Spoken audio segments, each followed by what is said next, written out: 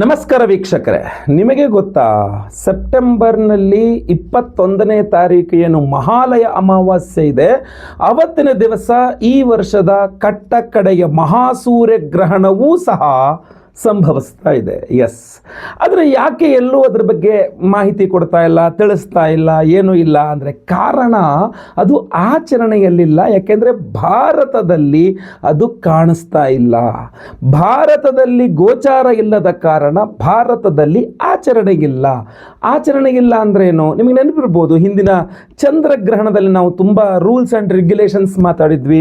ಆಹಾರ ಸೇವನೆ ಮಾಡಬಾರ್ದು, ಏನೋ ಹೊರಗಡೆ ಓಡಾಡಬಾರ್ದು, ಉಪವಾಸ ಅಥವಾ ಇದು ಎಂಥದ್ದು ಸ್ನಾನ ಮಾಡ್ತಕ್ಕಂಥದ್ದು ಎಲ್ಲ ತುಂಬ ಒಂದಿಷ್ಟು ವಿಚಾರಗಳನ್ನು ತಿಳಿಸಿದ್ವಿ. ಗ್ರಹಣಾಚರಣೆ, ಮನೆ ಶುದ್ಧಿ ಇತ್ಯಾದಿ ಮೈಲಿಗೆ ವಿಚಾರಗಳನ್ನು, ಅಂಥದ್ದು ಯಾವುದೂ ಸಹ ಈ ಸೂರ್ಯಗ್ರಹಣದಲ್ಲಿ ಆಚರಣೆಗಿಲ್ಲ. ಕಾರಣ ಈ ಒಂದು ಮಹಾಸೂರ್ಯಗ್ರಹಣ ಭಾರತದಲ್ಲಿ ಕಾಣಿಸ್ತಾ ಇಲ್ಲ. ಹಾಗಾದರೆ ಕಾಣಿಸ್ತಾ ಇಲ್ಲ ಅಂದರೆ ಆಚರಣೆಗಿಲ್ಲ, ಫಲವೂ ಇಲ್ಲವೇ ಅಂದರೆ ಹಾಗೆ ಹೇಳಲಿಕ್ಕಾಗಲ್ಲ. ಯಾಕೆಂದರೆ ಗ್ರಹಣ ಅನ್ನುವಂಥದ್ದು ಸಂಭವಿಸ್ತಾ ಇದೆಯಲ್ಲ, ಎಲ್ಲೆಲ್ಲಿ ಇದರ ಆಚರಣೆ ಇದೆ ಅನ್ನುವಂಥದ್ದನ್ನು ಸಹ ನೋಡೋಣ. ನೋಡಿ, ಆ ಒಂದು 21ನೇ ತಾರೀಕಿನ ಗ್ರಹಣ ಯಾಕೆ ಅದು ಆಚರಣೆಯಲ್ಲಿಲ್ಲ ಅಂದರೆ ರಾತ್ರಿ ಸಂಭವಿಸುವ ಸೂರ್ಯಗ್ರಹಣಗಳು ಹಾಗೂ ಹಗಲಿನಲ್ಲಿ ಸಂಭವಿಸುವ ಚಂದ್ರಗ್ರಹಣಗಳು ಆಚರಣೆ ಇರೋದಿಲ್ಲ. ಆಯಿತಾ? ಸೊ ಈ ಒಂದು ಮಹಾಸೂರ್ಯಗ್ರಹಣ 21ನೇ ತಾರೀಕು ರಾತ್ರಿ 10:59 ಆರಂಭಗೊಂಡು 22ನೇ ತಾರೀಕು ಬೆಳಗಿನ ಜಾವ ಒಂದು 3:23 ಇದು ಕೊನೆಗೊಳ್ತಕ್ಕಂದ್ರೆ ಮುಕ್ತಾಯ ಆಗ್ತಕ್ಕಂಥದ್ದು ಮಹಾಸೂರ್ಯಗ್ರಹಣ. ಈ ಒಂದು ಮಹಾಸೂರ್ಯಗ್ರಹಣ ಎಲ್ಲಿ ಕಾಣಿಸ್ಕೊಳ್ತಾ ಇದೆ ಅಂತಂದರೆ ಅದು ನ್ಯೂಜಿಲ್ಯಾಂಡ್, ಆಮೇಲೆ ಅಂಟಾರ್ಟಿಕಾ, ಆಸ್ಟ್ರೇಲಿಯಾ, ಸದರ್ನ್ ಆಸ್ಟ್ರೇಲಿಯಾ ಈ ಒಂದು ಭಾಗಗಳಲ್ಲಿ ಮಹಾಸೂರ್ಯಗ್ರಹಣ ಕಾಣಿಸ್ಕೊಳ್ತಾ ಇದೆ. ನೀವೇನಾದ್ರು ಆಸ್ಟ್ರೇಲಿಯಾ ಇತ್ಯಾದಿ ದೇಶಗಳಲ್ಲಿ ಇರ್ತೀರಾ ಅಥವಾ ನೀವಿರುವ ದೇಶದಲ್ಲಿ ಸೂರ್ಯಗ್ರಹಣ ಕಾಣಿಸ್ತಾ ಇದೆ ಅಂದರೆ ನೀವು ಆಚರಣೆಯನ್ನು ಮಾಡಬೇಕಾಗತ್ತೆ. ಭಾರತೀಯರಾಗಿದ್ದು, ಅದು ನಾನು ಕನ್ನಡದಲ್ಲಿ ಮಾಡ್ತಾ ಇದ್ದೀನಿ, ನೀವು ನೋಡ್ತಾ ಇದ್ರೆ ನೀವು ಕನ್ನಡಿಗರೇ ಆಗಿರ್ತೀರಿ. ಸೊ ಭಾರತೀಯರಾಗಿದ್ದು, ಕನ್ನಡಿಗರಾಗಿದ್ದು ನೀವು ಈ ದೇಶಗಳಲ್ಲಿ ನೀವಿರು ಅಂದರೆ ಭಾರತ ಬಿಟ್ಟು ಹೊರ ದೇಶದಲ್ಲಿದ್ದೀರಿ, ಆ ದೇಶದಲ್ಲಿ ಸೂರ್ಯಗ್ರಹಣ ಕಾಣಿಸ್ತಾ ಇದೆ ಅಂದರೆ ಖಂಡಿತವಾಗಿ ಆಚರಣೆ ಮಾಡಬೇಕಾಗಿರ್ತದೆ. ಇನ್ನು ಫಲ ವಿಭಾಗಕ್ಕೆ ಬಂದರೆ ಅದು ಆಚರಣೆಗಿಲ್ಲ ಅಂದ ತಕ್ಷಣ ಫಲಾನೂ ಇಲ್ಲ ಅಂತ ಹೇಳಲಿಕ್ಕಾಗಲ್ಲ. ಈಗ ಗ್ರಹಣ ಆಗ್ತಾ ಇರತಕ್ಕಂಥದ್ದು ಯಾವ ರಾಶಿಯಲ್ಲಿ ಅಂತಂದರೆ ಸಿಂಹರಾಶಿಯಲ್ಲಿ. ಕೇತು ಸಿಂಹರಾಶಿಯಲ್ಲಿರೋದ್ರಿಂದ ಸಿಂಹರಾಶಿಯಲ್ಲಿ ಗ್ರಹಣ ಆಗ್ತಿರುವಂಥದ್ದು. ನಾನು ಚಂದ್ರಗ್ರಹಣದಲ್ಲಿ ಹೇಳಿದ್ದೆ, ನಿಮ್ಮ ರಾಶಿಯಿಂದ ಎಷ್ಟನೇ ರಾಶಿಯಲ್ಲಿ ಗ್ರಹಣ ಆಗ್ತಾ ಇದೆ ಅನ್ನುವುದರ ಆಧಾರದ ಮೇಲೆ ನಿಮಗೆ ಗ್ರಹಣದ ಶುಭ ಅಶುಭ ಮಿಶ್ರ ಫಲ ಇತ್ಯಾದಿಗಳು ಬರತಕ್ಕಂಥದ್ದು. ಸೊ ಇಲ್ಲಿ ಬಹಳ ಪ್ರಮುಖವಾಗಿರತಕ್ಕಂಥ ವಿಚಾರ ಏನು, ಮಿಶ್ರ ಫಲವು ಯಾವ ರಾಶಿಗಳಿಗೂ ಅದನ್ನು ಹೇಳ್ಬಿಡಿ ಅಂತ ಹೇಳ್ತಾರೆ. ಸೊ ಯಾವ ಯಾವ ರಾಶಿಯವರಿಗೆ ಈ ಒಂದು ಮಹಾಸೂರ್ಯಗ್ರಹಣ ಮಿಶ್ರ ಫಲವನ್ನು ಈ ವರ್ಷದ ಮಹಾಲಯ ಅಮಾವಾಸ್ಯೆ ಮಹಾಪರ್ವಕಾಲದ ದಿನ ಮಹಾಸೂರ್ಯಗ್ರಹಣ ಸಂಭವಿಸ್ತಾ ಇದೆ.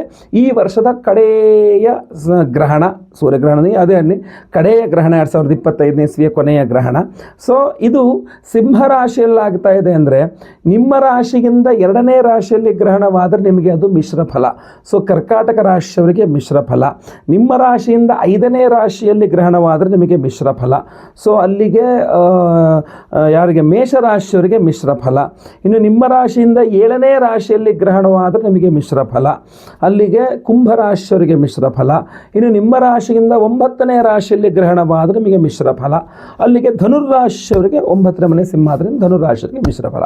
ಸೊ ಧನುರ್ರಾಶಿ, ಕುಂಭರಾಶಿ, ಮೇಷರಾಶಿ ಹಾಗೂ ಕರ್ಕಾಟಕ ರಾಶಿ ಈ 4 ರಾಶಿಯವರಿಗೂ ಮಹಾಸೂರ್ಯಗ್ರಹಣ ಒಂದು ವಿಚಿತ್ರ ಫಲವನ್ನು ಕೊಡಲಿದೆ ಅಂತ ನಾವು ಹೇಳಬಹುದಾಗಿರ್ತದೆ. ಬಟ್ ಮತ್ತೆ ಪುನಃ ಹೇಳ್ತೇನೆ, ಇದು ಆಚರಣೆಯಲ್ಲಿ ಇಲ್ಲದ ಗ್ರಹಣವಾದ್ದರಿಂದ ಇದರ ಫಲದ ವಿಚಾರ ಎಲ್ಲೂ ಡಿಸ್ಕಸ್ ಆಗ್ತಾ ಇಲ್ಲ, ಫಲದ ಬಗ್ಗೆ ಯಾರು ಮಾತಾಡ್ತಾ ಇಲ್ಲ.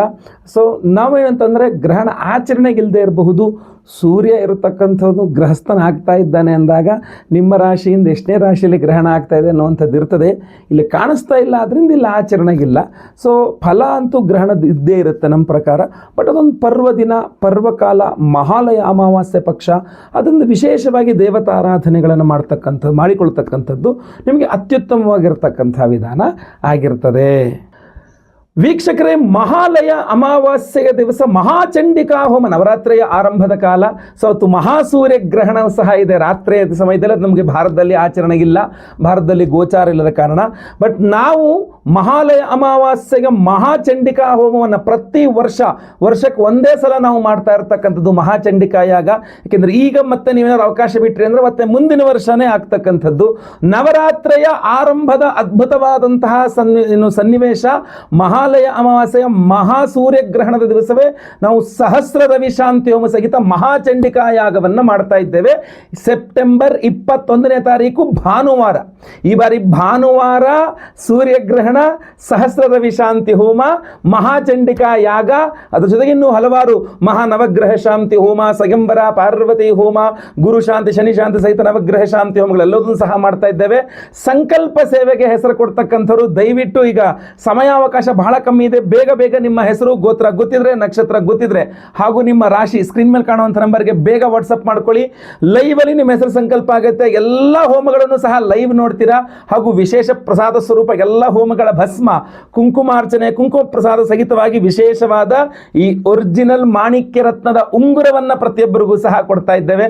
ಪ್ರತಿಯೊಬ್ಬರು ಧಾರಣೆ ಮಾಡ್ಕೊಳ್ಬಹುದಾಗುತ್ತೆ. ಈ ಒಂದು ವಿಶೇಷವಾದಂತಹ ಉಂಗುರವನ್ನ ಒಂದು ಪುರಾಣ ಪ್ರಸಿದ್ಧವಾದಂತಹ ಧನ್ವಂತರಿ ಕ್ಷೇತ್ರ, ಧನ್ವಂತರಿ ಮಹಾವಿಷ್ಣುವಿನ ಸನ್ನಿಧಾನಕ್ಕೆ ಹೋಗಿ ಪೂಜೆ ಮಾಡಿಸ್ಕೊಂಡು ಬಂದಿದ್ದೆ. ಈ ಪಿತೃಪಕ್ಷ ರಿಲೇಟೆಡ್ ವಿಡಿಯೋಸ್ಗಳಲ್ಲಿ ಆ ವಿಡಿಯೋನ ಹಾಕಿದ್ದೆ, ಅದೊಂದು ಕ್ಲಿಪ್ ಹಾಕಿದ್ದೆ ನಿಮಗೆ. ನೀವು ನೋಡಿಲ್ಲ ಅಂದ್ರೆ ನೋಡ್ಕೊಳ್ಬಹುದಾಗಿರ್ತದೆ. ಅದೊಂದು ವಿಶೇಷವಾದಂತಹ ಧನ್ವಂತರಿ ದೇವರ ಸನ್ನಿಧಾನ.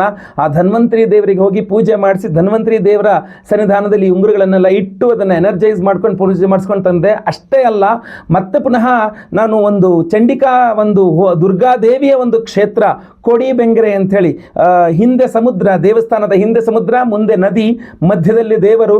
ಅದ್ಭುತವಾಗಿದೆ. ಆ ಒಂದು ಮಹಾಕಾಳಿ, ಮಹಾಲಕ್ಷ್ಮಿ, ಮಹಾಸರಸ್ವತಿ ಸ್ವರೂಪಿಣಿ ತ್ರಿಗಣಾಂಬಿಕಾ ದುರ್ಗಾ ಪರಮೇಶ್ವರಿ ದೇವಿ ಪಂಜುರ್ಲಿ ಒಂದು ಸಹಿತವಾಗಿ, ಸನ್ನಿಧಿಯ ಸಹಿತವಾಗಿರತಕ್ಕಂಥ ಅದ್ಭುತವಾದಂಥ ಇದು. ನಾವು ಮಾಸ ಭವಿಷ್ಯಗಳಲ್ಲಿ ಖಂಡಿತವಾಗಿ ಆ ದೇವಿಯ ದರ್ಶನವನ್ನು, ಅಭಿಷೇಕ ಪೂಜೆಗಳು ನೋಡಿದ್ದೀರಿ.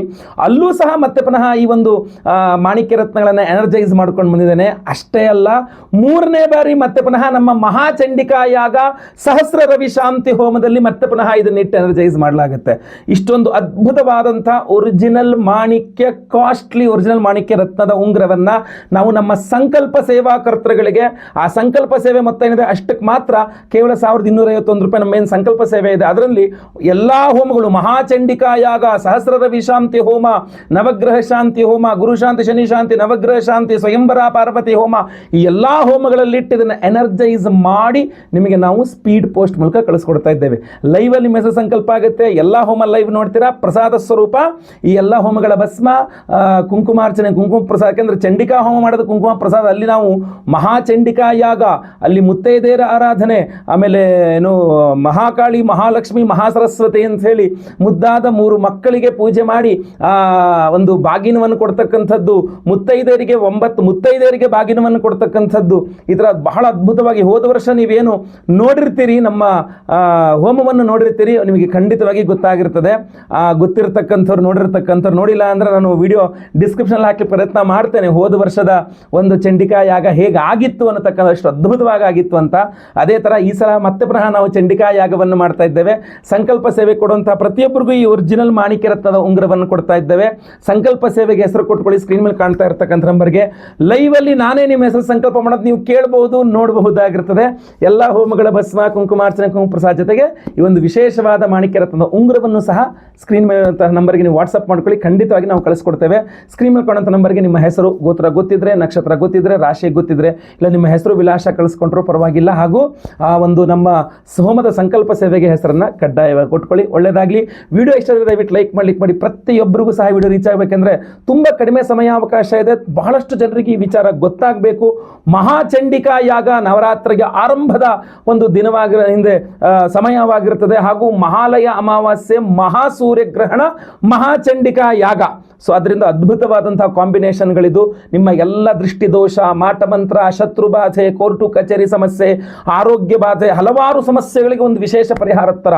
ನಿರುದ್ಯೋಗಿಗಳಿಗೆ ಉದ್ಯೋಗ ಲಭ್ಯವಾಗಬೇಕು, ಉದ್ಯೋಗಿಗಳಿಗೆ ಮಾಡ್ತಾ ಇರ್ತಕ್ಕಂಥ ಉದ್ಯೋಗದಲ್ಲಿ ಪ್ರಮೋಷನ್ ಸಿಗಬೇಕು, ಸ್ಯಾಲರಿ ಸಿಗಬೇಕು, ಆಮೇಲೆ ಬಹಳ ಮುಖ್ಯವಾಗಿ ವಿದ್ಯಾರ್ಥಿಗಳಿಗೆ ಒಳ್ಳೆ ವಿದ್ಯೆ ಬರಬೇಕು. ಚಂಡಿಕಾ ಯಾಗದಿಂದ ಬಹಳ ಒಳ್ಳೆ ಅದ್ಭುತವಾದ ಉತ್ತಮವಾದಂತಹ ವಿದ್ಯೆ ಬರುತ್ತೆ ವಿದ್ಯಾರ್ಥಿಗಳಿಗೆ. ವ್ಯಾಪಾರ ವ್ಯವಹಾರ ಮಾಡ್ತಾ ಇರ್ತಕ್ಕಂಥವ್ರಿಗೆ ಅಭಿವೃದ್ಧಿ ಸಿಗುತ್ತೆ. ಮಹಾಕಾಳಿ, ಮಹಾಲಕ್ಷ್ಮಿ, ಮಹಾಸರಸ್ವತಿ ಅಂತ ಎಲ್ಲ ವರ್ಗದವರಿಗೆ ದುರ್ಗತಿನಾಶಿನಿ ಅಂತ ಹೇಳ್ತಕ್ಕಂತಹ ಒಂದು ಅದ್ಭುತವಾದ ಪರಿಕಲ್ಪನೆ ಅದು. ಅಂತಹ ಚಂಡಿಕಾ ಪರಮೇಶ್ವರಿಯ ಒಂದು ಹೋಮವನ್ನು ಮಾಡಿ, ಮಹಾಚಂಡಿಕಾ ಯಾಗವನ್ನು ಮಾಡಿ ನಿಮಗೆ ಪ್ರಸಾದವನ್ನು ಕಳಿಸ್ಕೊಡ್ತಾ ಇರತಕ್ಕಂಥದ್ದು. ನಿಮ್ಮ ಯಾವುದೇ ಸಮಸ್ಯೆಗಳಿರಲಿ ಅದು ಕಡ್ಡಾಯವಾಗಿ ಪರಿಹಾರವಾಗಲಿ ಅಂತ ದೇವಿಯಲ್ಲಿ ಪ್ರಾರ್ಥನೆ ಮಾಡ್ತೇನೆ.